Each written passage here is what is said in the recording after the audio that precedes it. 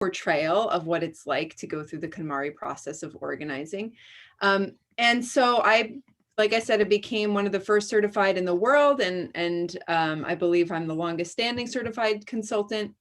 And then I was hired to teach her courses. So in March and April of this year, I will be continuing to teach her training. So you're not just getting a training from any old KonMari consultant. You're getting trained by the trainer of the KonMari consultants here tonight. So please get your money's worth and make sure that you ask me all of your pressing questions. I'm located on Long Island as well. I live in Huntington, New York, in what's a dream home to me. I live right in Huntington Village. My brother lives next door. My daughter is here with me, and we have a very happy, joyful life here in this modest little house that we have. So we're going to talk about the how to organize using the KonMari method. I do have some slides, but I am going to skip around a little bit, and I want to focus this on what's most important to you.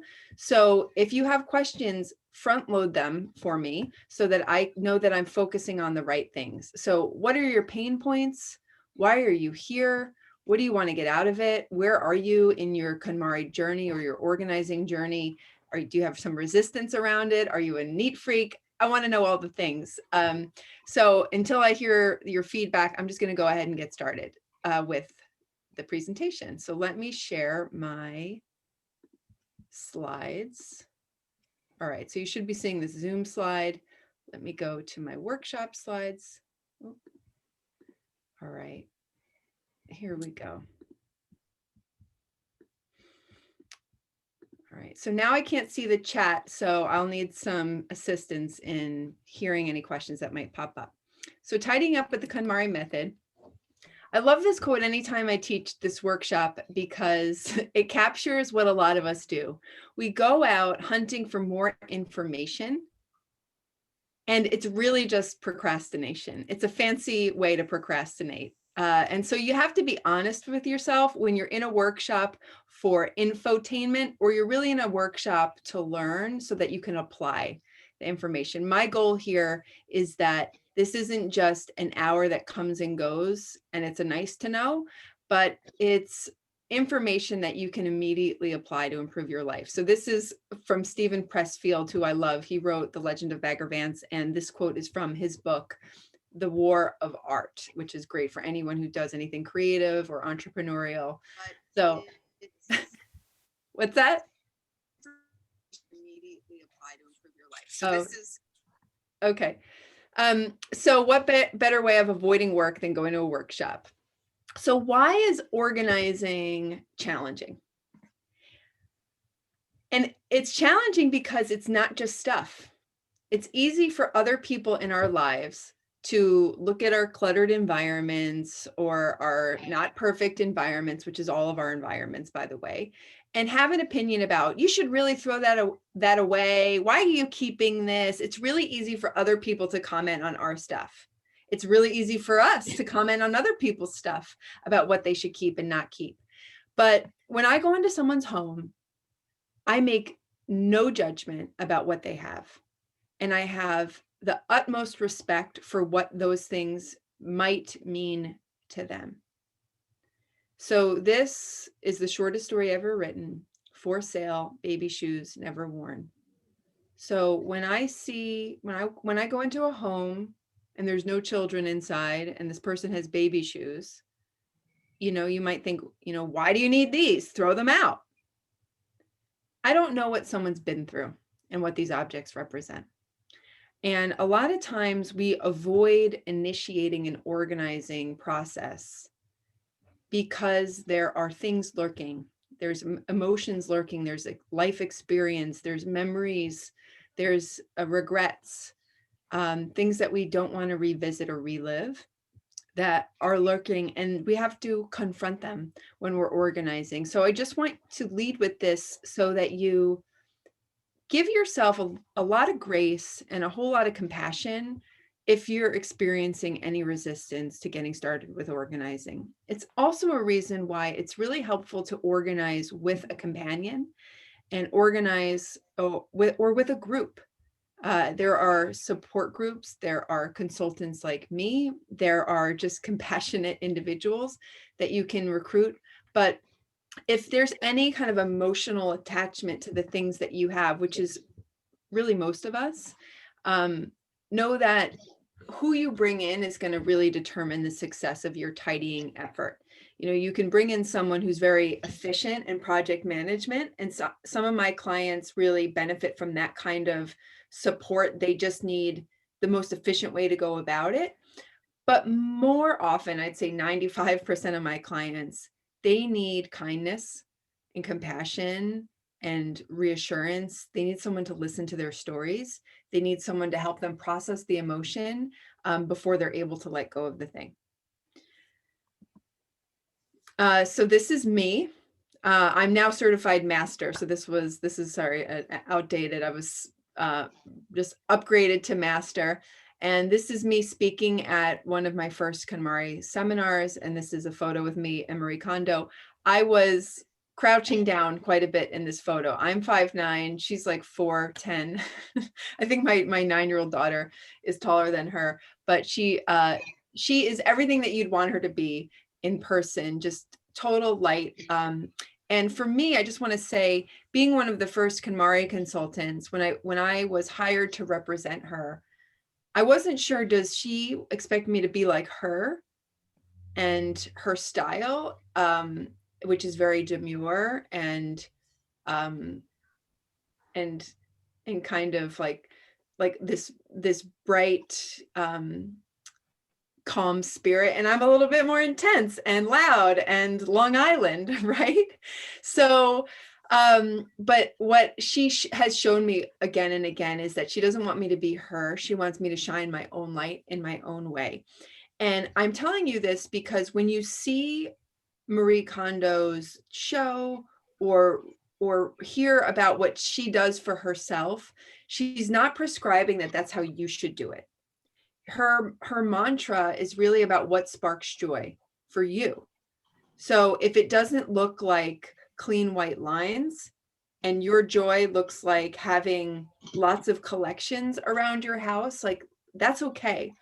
The key is being thoughtful, intentional, and joyful with this. So keep that in mind as you go through your tidying effort. So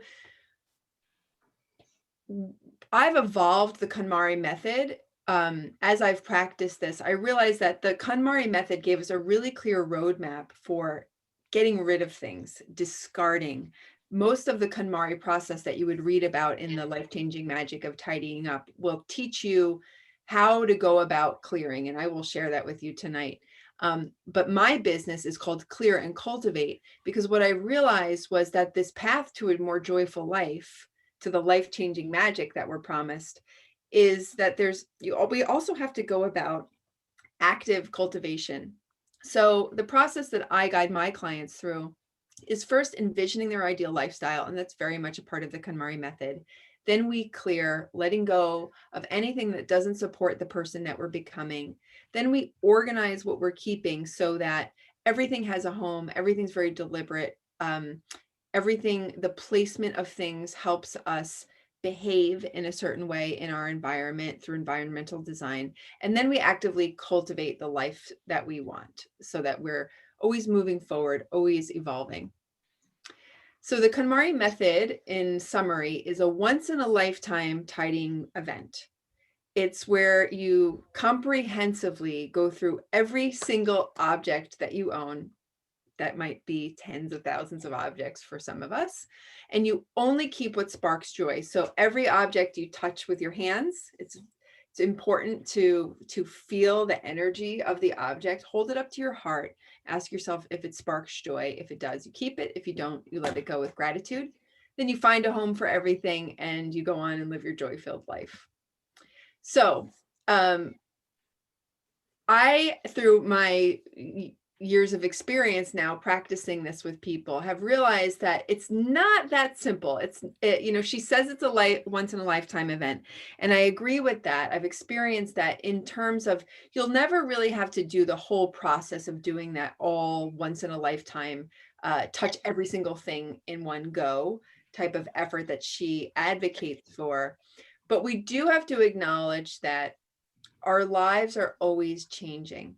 We're always experiencing what I call these little micro seasons, these life transitions. And what we need at one stage is different than what we need at another. And this is most clearly seen with children. As they grow up, it's very clear they have outgrown literally their clothing, or they've evolved their interests. And so we let those things go so that they can grow up to be who they're meant to be. But for some reason, when we enter adulthood, and we may have had a fleeting interest in the ukulele when we were 25, and we just hang on to that ukulele forever, even though that interest has passed, the need for that has passed. So the process of ongoing decluttering, ongoing review of your things is a way of acknowledging, I've evolved, I'm moving on from this thing. So Sean Anker is a Harvard researcher, studies science of happiness, and he says happiness is the joy you feel moving towards your potential. So very much this forward momentum. And right now, while things feel very stuck and consistent, right, our environments aren't changing that much. We spend a lot of time inside, we're not out doing things. That feeling of stuckness, of stagnancy in our environment makes us feel an emotional stuckness. So we tend to despair, catastrophize. We feel like this is never going to end. At this point in time, I know a lot of us have felt like that. And so when we're going through our things and shifting things around, it's a way of almost taking the natural rhythms that happen out in nature, of the seasons changing, of all of that dynamism that's happening out in nature. We bring that into our homes when we go through our things. So during COVID, just to give you an example, I practically changed every single room of my house. My daughter and I switched bedrooms. We redesigned her bedroom to kind of acknowledge the stage of life that she's at. She's 9, so she's kind of entering those tween years. So we made it look like cooler, older, big girl room. This room that I'm in right now used to be a guest room, and I turned it into a digital studio to really honor this new way of working that we're in. And it's a very joyful place for me to work. It supports me in that. My living room, which was really set up for company and conversation, we've now made it more of a lounge area for my daughter and I to like really embrace the Netflix life that we're in right now. My kitchen has become this like creative arts space, because that's one of our favorite indoor COVID friendly activities. And then my basement, I carved out a little nook, and that's where I'm slowly, methodically going through all of my old family slides and archives and scanning those photos. That I have a little nook for that project. And then in the other part of my basement, I just recently turned it into a home gym, a movement space / roller skating rink for my daughter and I to enjoy.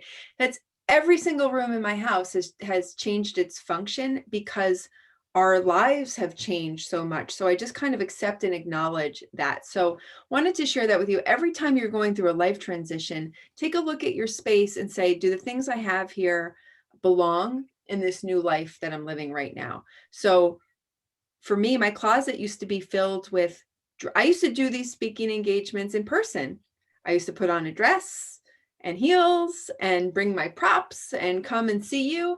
But now I'm wearing leggings and a sweater, and it's much different. So all of my dresses for those kinds of occasions, I put them away. I don't want to look at them right now. I didn't discard them, because I do expect that I will be doing those kinds of events again in the future, but they're not really serving me right now. So I don't want them in front of me right now.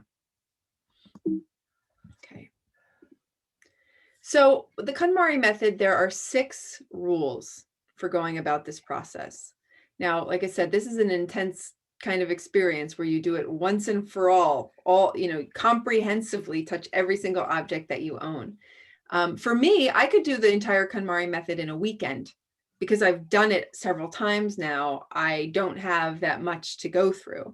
If you've never done this before, you've never really discarded anything before, and you're living in a home you've lived in for 30 years, you've got a much bigger task at hand. So you have to, kind of scale your expectations and manage this as a project.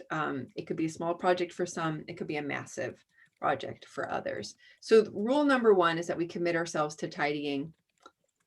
Rule number 2 is that we imagine our ideal lifestyle of where are we headed. Rule number 3, as I mentioned, is we only keep what sparks joy. Rule 4 is that we're organizing by category, not by location, and I'll explain this in more detail. And then we follow a very particular order for tidying so that we start with what's easiest and we end with what's most challenging. And then rule number 6 is that we finish discarding first. So a lot of people love to geek out about the bins and the boxes and the folding and the closet systems, but that's organizing. We're going to do the discarding first, which is really the decision making happens first. So I'm going to dive into each of these. First is that we commit ourselves to tidying. Marie Kondo says that tidying is just a tool, not the final destination. So tidying, organizing is this incredible gateway to introspection and reflection. You are literally throwing out or discarding or donating, just you're getting it out of your space, out of your life, things that don't serve you anymore. And so when you're sorting through your clothes, this is a real example that I had with a client, and it was like, oh, my hiking boots. I haven't worn my hiking boots in, I can't tell you how long. Now, some people say if you haven't used it in a year, you have to throw it away, and these arbitrary rules. But no, he stumbled upon his hiking boots and it woke something up in him. The joy was so obvious. He decided to sell all of his stuff and travel the world with his hiking boots. So it gives you insight into yourself. So you have to commit yourself to the process. What a lot of people do is they'll read the book, they'll attend a workshop, they'll watch the Netflix show or the home edit, they'll watch some organizing show and they'll get fired up.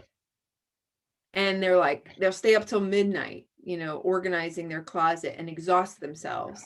And then they're like, oh, I'm never doing that again. Instead, you have to plan this out like it's a project. So you have to say, this is a marathon. It's called the tidying marathon for a reason. So I need to take every Saturday for the next 3 months and get this done. And so treat it like you're really committing yourself to building something, getting through something big. So the question that I ask people when they call me for help is, are you really ready for a change? And so the stages of change model is, there's pre-contemplation. People who are in pre-contemplation would not be at an organizing workshop. You're like totally unaware that organizing is even a thing to even bother with. Then there's, contemplation, which you're like, I'm thinking about it. I don't know. I could use a little sprucing up around here. Then there's preparation, which maybe you're doing a little research. Maybe you're seeing if there's a professional organizer near you who can help you.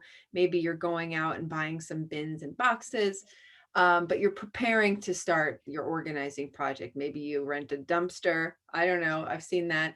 And then there's the taking action where you're actually in it, doing the work. And then there's the maintenance afterwards. So on a scale from 1 to 10, how motivated are you to tidy? If you could just think about it or throw your response in the chat. Let's say that you picked 5, okay? I want you to specify to yourself why you're not 2 points lower. So on a scale from 1 to 10, I'm about a 5 in motivation. Well, why am I not a 3? Does anyone feel brave enough to share why they're not lower? Patty, a couple chats. One patron said 9. Another Great. patron said about an 8, but I feel my family holds me back. Okay, yeah. So you're motivated, but you're identifying some obstacles. So answering the second question, why are you not 2 points lower, helps us pinpoint is your motivation. So often we focus on the obstacles and we don't focus enough on the motivation. So why do you want to do this? Well, I'm not lower because I see the benefits. It feels good when I organize. I've organized before and I liked it. I'm really ready. I have the time, so get specific with yourself. If you want, you can take a screenshot of this slide or just jot down the questions and use this as a journaling exercise. So this is motivational interviewing, on a scale from 1 to 10, how motivated am I to do my taxes? I'm about a 3. But why am I not a 1? Well, because I don't want to go to jail, right? I don't want to have a headache. I don't want to, there's reasons why so there's always a reason you're not lower. And that you can use those reasons to motivate you to go higher up on the scale. The other thing, why are you not 2 points higher? And those are very real things. It's really hard to find the time. I don't know what to do. I get overwhelmed, I hear. It's really emotional. My family sabotages my effort, so then I just get frustrated and quit. So there's lots of reasons, and those are your barriers. And those are the things that we need to focus on and help you overcome. Patty, another message in the chat. I feel better. It's easier to be organized because I know where things are. Absolutely. Right. So we're focusing on the rewards, and the rewards are going to be what you need to tap into when you get in the middle of this. It's like I said, training for a marathon. So when, it's really easy to sign up and get excited and go out and buy new sneakers. That's the easy part, but when you're halfway through your training and you're not getting any, no one really cares whether you go out or not. It's really easy to hit snooze and just like, I don't want to. And then when you're in that place, you need to dig deep and go, why did I sign up for this? I signed up for this because I'm sick of being stressed by my mess, and I want to feel lighter. I want to feel clearer. I don't want to leave my family with the burden of all my stuff. What are your reasons? And write those down now and keep them as, in your journal, or as post-it notes on your mirror as your motivation of why you're doing this. And as you get ready to take action, take a look at some of the obstacles and deal with them. So the obstacle of my family sabotaging me. Well, that obstacle in particular is a really common one. But one of the things that the KonMari method is all about is that this is your own process. And as much as we do share living spaces with other people, we do have some nooks in our life, in our home, that we're solely responsible for. And through this process, you'll even create better boundaries around that. So you can tell your family, no one's laundry is allowed in my bedroom anymore. Your own laundry is in your own bedroom. Everyone is responsible for picking up their own stuff. You can't make them do it, but you can set that boundary with them. You can also tell them, hey, I'm embarking on a tidying effort. Just like I might be embarking on a new exercise program, or I'm trying a new diet. Just because you want to go on a juice cleanse doesn't mean everyone else wants to go on the juice cleanse. And it's really annoying, to be the one who's like, just because you want to do that doesn't mean I want to do that. So don't be that person either. Right. So what you should communicate is, hey, the clutter around here is really causing me a lot of stress, and I want to make it better. I'm only going to touch my own things. I'm only going to discard my own things. If there are things of yours that are not where they need to be, which is in your own dedicated space, I am going to give you the opportunity to move them. And if they're not moved, I'm going to move them into the space, and you're free to keep however much you want or discard whatever you want. But I'm starting to put some boundaries around this. And so I'm happy to dig into that a little further at the end if we want to talk about more specific personal examples when we're not being recorded. And one more comment, Yeah. Patty, from the chat. I do get overwhelmed because I want it finished. It seems to take forever. I get motivated, then life interrupts my motivation. Yeah, yeah, it's true. It's it's about turtle steps, right? And sometimes I think I what I hear a lot is people aren't giving them a realistic amount of time to do this. And so one of the things I try to do is instead of treating it like a chore, let's reframe it as a life review, or let's reframe it as something more fun and interesting. And so when you think about it, every single object that's in your home is something that you brought into your home or that someone gifted you. It didn't just show up by accident. And so every object has a story to tell if you let it.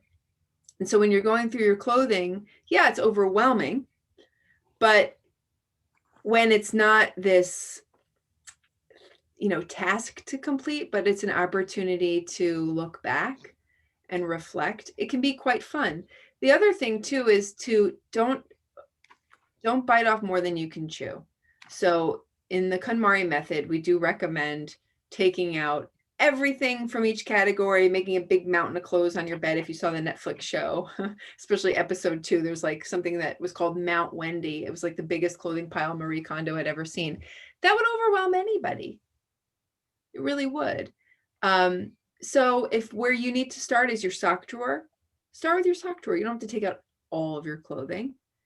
And just give yourself an adequate amount of time and say, yeah, I'm going to dedicate 5 hours a week to this and just keep going. Okay, I'm going to keep going. So rule number 2 is that we imagine our ideal lifestyle. This is really important too. I haven't even touched any clothing yet. I've just committed to a process. I've carved out the time. Now I'm imagining, well, what would my life be like if I only had things in it that spark joy for me?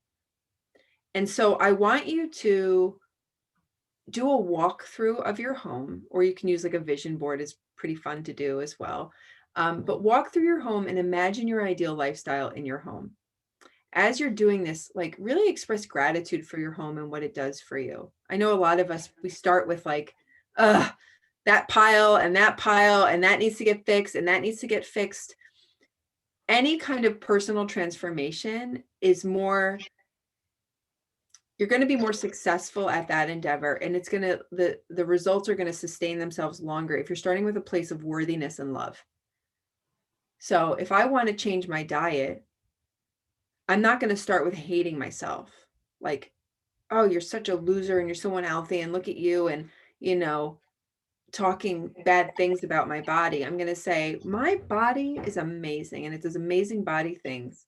And I am going to show my body how much I love it by, moving it the way it can move, letting it do what it can do.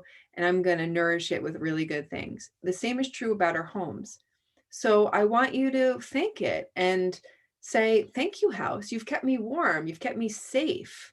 Especially now, you've kept me safe from this big, scary thing that's out there. And you've protected me. You've been a witness to all my life. There's been bad days here and there have been good days here, and you're always here for me, house.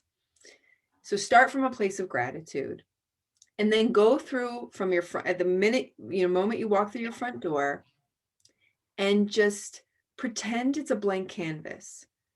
And like, it might seem impossible.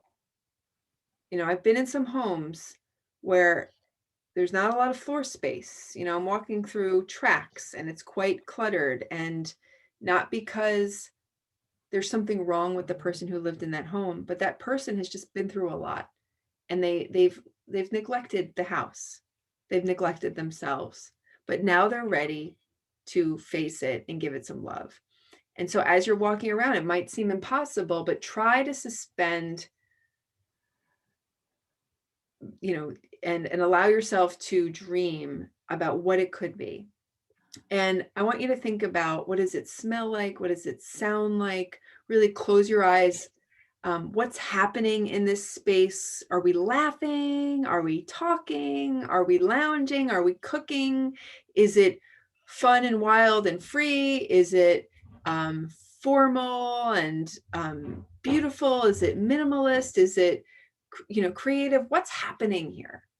Right. And that's going to help you determine what you keep in your life. Get as detailed as you can. Oh, this bathroom, I'm using these gorgeous towels, and I have these fancy lotions, and I have, a nightly ritual where I'm taking a bath with a candle and I'm reading a book of poetry. Like, let yourself dream those things and have that dream be specific for your whole life, but also narrow down for each little room of like, what could this be? And what kind of behavior do I want to facilitate with this space? So this should be a fun exercise. Don't skip over it, because it's going to help you when you get into the pile of like, I don't know, should I keep this pen or not? Well, then you're like, well, how does it support the vision that I just stated? That helps a lot. So one of the things that I believe is that, in this idea of self-help, is the important and deliberate use of environmental triggers. So it's not always so much about us improving ourselves, but about creating the right conditions to thrive. So if you think about a little acorn, it doesn't need to read self-help books to grow. It doesn't need to do anything. It just needs to be. But it does need the right conditions. So if your life isn't what you want it to be, stop beating yourself up so much and maybe start asking yourself, how do I create the right conditions for me to thrive? Well, what kind of ingredients do I want to keep in my pantry? What kind of reading material do I want to keep in my home? What kind of art supplies do I want to surround myself with to invoke creativity? Do I have a television and a computer and all that in my bedroom if I'm trying to cultivate sleep? Right? So what do you want to cultivate? How do you want to evolve? And how are you setting up your environment so that it's triggering the right things? When I walk into this office, this is the only function that this room has. I have a tiny house, you guys. It is not like I live in a sprawling estate where I can have a room for every different behavior, but each room does trigger the kind of thing I want it to trigger. So this space allows me to just pop in here. I don't have to go clean off my dining room table in order to deliver a Zoom presentation. I have a dedicated position in order to be able to do that effectively. So think about that in your vision as well. Rule number 3 is that we keep only what sparks joy. If you see me driving around Long Island, I have Spark Joy on my license plate. Give me a little honk and a wave and I'll say hi. But spark joy, people are like, okay, yeah, whatever, keep what sparks joy for you. But like, what does that mean? And why is that hard for people to do? And it's hard for people to do because we don't give ourselves a lot of space to ask ourselves how we feel.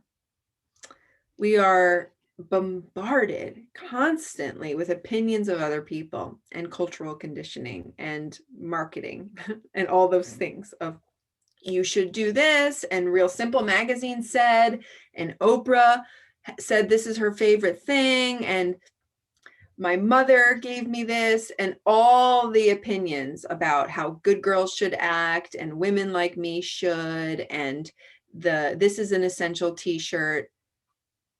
But when's the last time you asked yourself, how do I feel about it? Right? So learning to joy check, that's what we call this in the KonMari method. We joy check each single item. What it really is doing is rewiring your brain, helping you build the connection and the practice of introspection and recognition of this sparks joy in me. So spark joy feels like total aliveness, electricity running through your body. You're smiling. It's a universal reaction, no matter what language you speak, what culture you're from. Your body's going to react to joy. You can recognize it. If you just saw faces, you'd say joy, joy, joy, joy, joy. That's joy. And so when I have people for the first time going through their pile, I'm trying to train them to recognize joy. And sometimes there'll be incongruency. They'll go, I should keep this. And it's like, they're speaking in a very like down, kind of drained way. I should keep this. And I go, why do you see the incongruency there? And they go, well, it's just a white t-shirt. Everyone should have a white t-shirt, I guess. And then they keep going along with their stuff. And then they go, I should throw this away.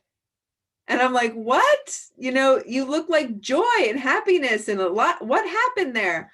And they say, oh, well, this skirt, I wore this skirt on my honeymoon, and I just have amazing memories of dancing through the streets in Rome with my husband, and it was amazing. But it's not going to fit me anymore, and I don't expect to get to that size again. And so I said, well, how would you feel about just keeping that as a memory piece, and we'll hang it up on a pretty hanger right in front of your closet, and it'll remind you of that time. It'll remind you of what it feels like to be, what you really felt beautiful that night. It will remind you of the connection you have with your husband. How would that sound? And they're like, yes, I love that idea. So even though she's not going to wear it, it's definitely a spark joy piece that's going to enhance her life. So that's what we're trying to do. And when they do strike that moment of joy, I kind of pause them and I go, feel that. Like I'll say, take a screenshot of that, whatever that is in your body. And we practice with t-shirts and socks and backpacks and post-it notes and all the things that are sitting around our house. And you have to, you can see the application for this. So when you're on a date with someone and you're like, I don't know if I like him or not, you stop over analyzing all that stuff. You go for a job interview and you're like, something just doesn't feel right. I don't know which I should order off the menu. All that like decision making that's really hard for us sometimes becomes a lot easier when you train yourself to just honor what sparks joy in you. So this is a poem by Shel Silverstein, The Voice, and it's the essence of what we're trying to learn here. There is a voice inside you that whispers all day long. I feel that this is right for me. I know that this is wrong. No teacher, preacher, parent, friend, or wise man can decide what's right for you. Just listen to the voice that speaks inside. So that's what we're trying to do. This one rule is the most important rule. If you practice this and dedicate yourself to being honest, everything else will take care of itself. Because I would say, most of the task of organizing and going through the KonMari process is really about deciding what belongs in your life anymore. And if you can make those decisions with confidence and clarity and being willing to let things go that don't fit that standard that you set, you're going to know where to put things. You'll figure it out. There's YouTube. You can look up how to fold. All of that will sort itself out. I'm going to go a little bit more and then we'll stop and ask. I'm here for questions. So the next rule is that we tidy by category, not by location. This is going to take the overwhelm of this out of the equation, or at least reduce it.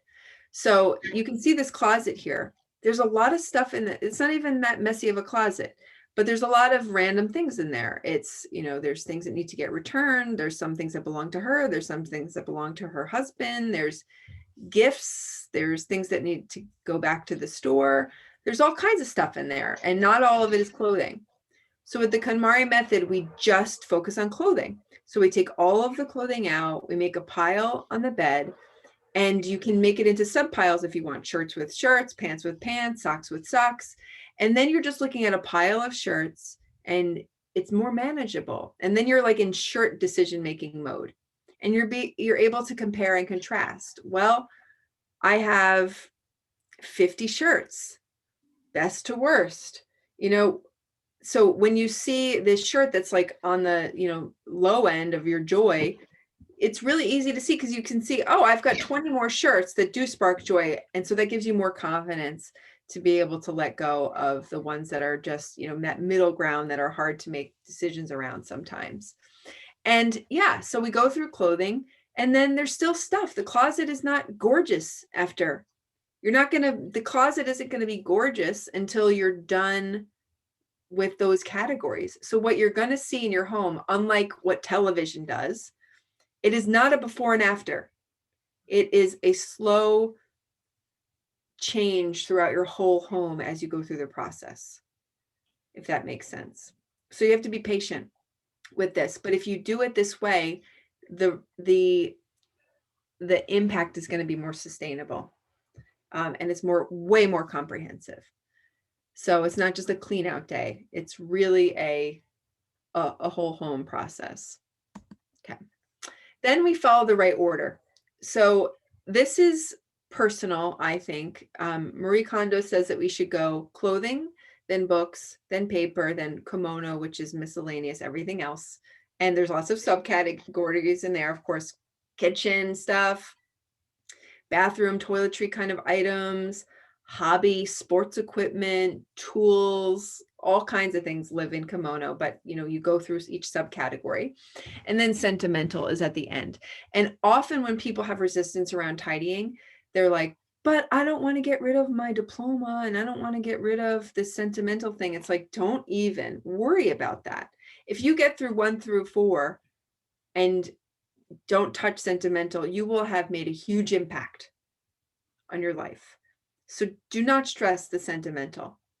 You will be much more confident. This joy checking muscle that we practice when we're doing the joy checking process, you will be able to look at your sentimental stuff with a lot more confidence and clarity. You will be quite surprised, as I was, really able to throw away journals, photographs, garbage bags and garbage bags of photographs I threw away. And I'm quite a sentimental person, but when you see, you're like, do I really need 800 pictures of of Washington, D.C. from my 5th grade field trip? No, I don't. You'll be quite surprised. So this is the order to go through. It's also the order that's more personal. So your family isn't going to get threatened when you're organizing your own clothes. They're not going to get threatened when you're organizing your books. They're not going to get threatened when you organize your paper. And then you organize your kimono, you organize your own stuff. And by the time you get up to kimono, your family is going to start to see, like, damn, mom is happy. Like, look how awesome her closet is starting to look. Look how much happier she feels. She's wearing better clothes that make her feel more alive. Her bookshelf looks amazing. She's not as stressed about all the papers that are everywhere around the house. And so then they're going to start coming to you saying, do you think you might help me with that? So you'll be surprised if you just follow your own joy in this and be the model of that. Your family will get on board. And that's been my story with my own daughter. Is actually, I'm very proud mom. She just got her school report back, and she's the model neat student in the classroom. And the teacher's always calling out her little workspace for her friends, but she needs help. She just asked me today to help her organize her room because it got a little out of hand, but I don't go in and clean it up for her. I let her experience the mess so that she understands the value of keeping it tidy, and she understands that if she lets it go, it's going to get overwhelming. So I went in, we went through her clothing, we went through her books. They're doing a little book exchange at school, and we're good for a while.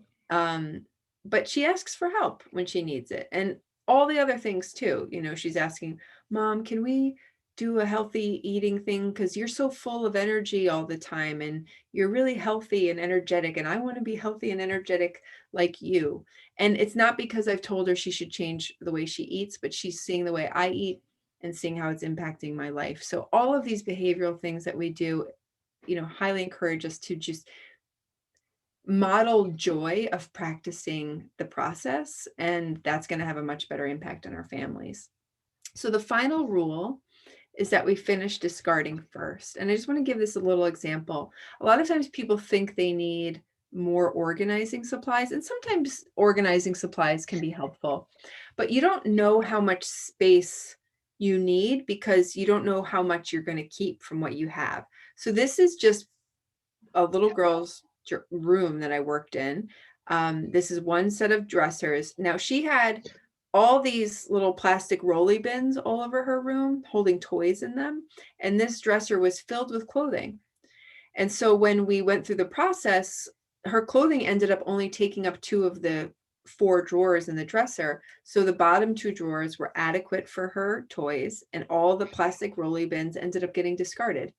So that's why it's important, but it took us a few sessions. We had to do clothing, we did books on another session, and then we did her toys as a kimono session. So it took those 3 sessions of tidying to get to this place that we have. All right, so I have a few tips on storage. This is the signature KonMari vertical fold on the left. You can see that little smiley face sweatshirt. That's a sentimental object that the client really doesn't ever plan on wearing, but it sparks joy for her. Instead of it keeping it in a bin in the attic, we just find ways to sprinkle joy throughout the home. And every time she opens her drawer, she's got this little happy smiley face looking up at her. This illustration is from Marie Kondo's second book called Spark Joy. That's the companion to the life-changing magic of tidying up. So if you're going to, dig into the method, definitely recommend reading the life-changing magic of tidying up. And then this is the illustrated companion. But now that there's, I don't know, 600 or so KonMari consultants worldwide, there's plenty of YouTube videos and all those kinds of things that even I think better illustrate how to apply the method with folding techniques and storage techniques and all of that. I'm going to skip a little bit because you can look that up. These are just some storage examples that I can get to if we need to. So how do you apply this? Again, you spent an hour here to learn something. You didn't want to just discard it and not do anything with the information. So a few specific things that you can do. One is that you can greet your home and just thank it. When you start coming into your home every day, just say thank you for what you've done for me and express gratitude for it. The next is that you can make a vision board for your ideal lifestyle or do that exercise where you do the whole home walkthrough and really think about how would I want to live in this space. Another idea to take action is to joy check a micro category like socks as a place to start if doing the whole mountain of clothing is too overwhelming.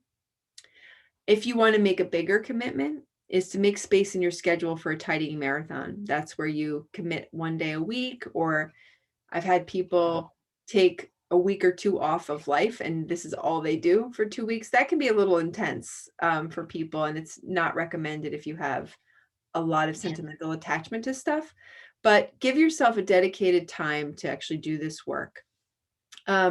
And the last thing is something that I offer is we started to do this and it's super affordable. So I typically charge $150 an hour for my services to go in with a client. And you can imagine a tidying festival can take a lot of time. If I'm working with people for 5 or 6 hours a session, and it might take 30 or 40 sessions, that adds up. So one of the things that we started to do, and really this is now the only KonMari service that I offer, is a KonMari Live. And we have one coming up just random, just kind of worked out that we're doing this today, and this is coming up on Saturday for 4 hours, and it's a party. We're going to do this over Zoom, and everyone's going to be in their own houses, organizing together, and I only charge $65 for it. So we do these once a month so that we can commiserate together through our KonMari experience. And then of course, if you're looking for a local consultant, I'm happy to refer you to my friends who are working one-on-one with people in their homes. So that is the KonMari method. If you want to stop recording, we can go ahead and take questions, and I'll throw in some information. Whoops. I'm going to stop I'm going to stop the Facebook stream now. Great. Okay. So if you want to keep in touch with me, I just put my newsletter contact